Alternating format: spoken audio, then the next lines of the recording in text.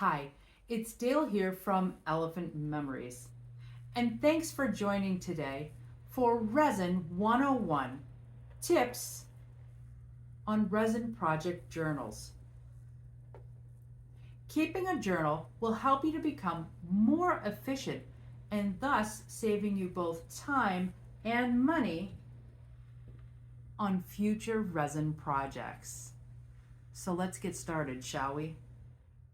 I can't tell you how much I love my project book. This is really great not only for resin, but for all crafting projects. It helps keep you organized, efficient, and create consistent products every time. Not to mention saves you money by tracking wastes and saving time. If you sign up for my free newsletter in the description below, you'll get access to free resources including a one-to-one Totalboat resin mixing cheat sheet. This gives you precise measurements by grams for both small and large batches. For this video, I'll be making an entry for a handmade hardwood and paper charcuterie board with a resin poured handle. All you need is a notebook, a pen, a food scale to weigh out supplies, a tape measure, and a thermometer. We're just going to start by giving a title to your project. Then start adding details. Measuring your project will help with consistency. Now, list all the supplies you'll be needed for your project. This is the first time I've made this design. I'm not sure how much resin I'll be needing, so I'll have to just make my best guess. So I'll be creating a chart. I need a small amount of clear and white paste. The rest will be colored resin. Having all this planned and written out before I mix my resins will actually help save some time. This is very useful because the pot life of resin is anywhere from 30 minutes to 60 minutes depending on the type of resin you're using. I don't want to be wasting time trying to figure out how much of each color I'm going to need to mix. Once my resin is mixed, I'm going to measure out each amount for my chart. I typically put my container on the scale, then zero, and add my resin. In this way, I'll have an exact known amount to start.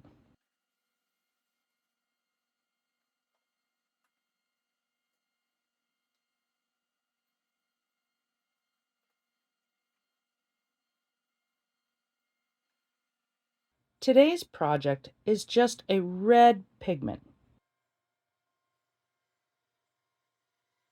I will add 3 drops of acrylic ink, then mix in some eye candy rusty red pigment powder, about the size of 2 peas.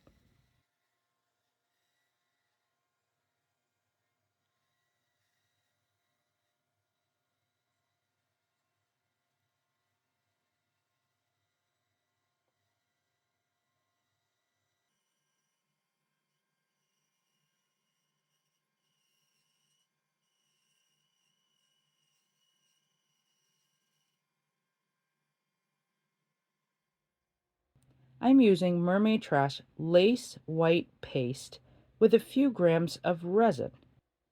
You really don't need that much white.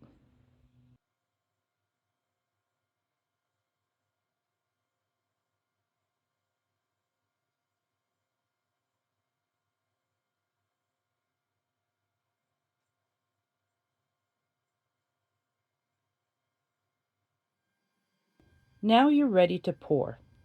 Use only the amount that you actually need. Don't feel like you must use all of your resin. We'll be weighing this later to see how much we actually used.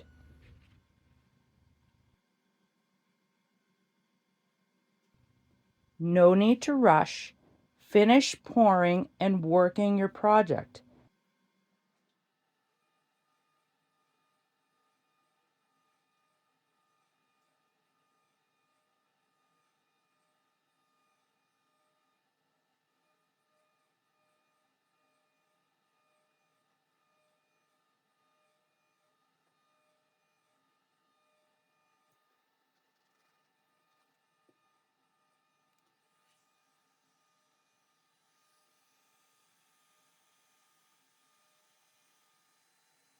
Be sure to remove the dust, then cover and let dry overnight.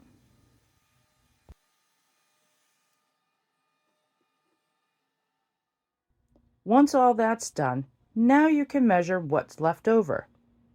You will need an empty container that's about the same size as the one that you mixed in. Put the empty one on the scale and hit 0. Then place the container with the clear resin and write it down in your notebook.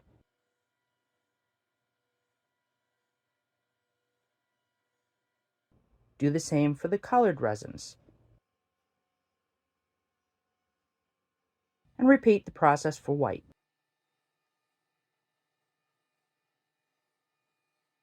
Now subtract the number from the original amount and you'll know how much you used.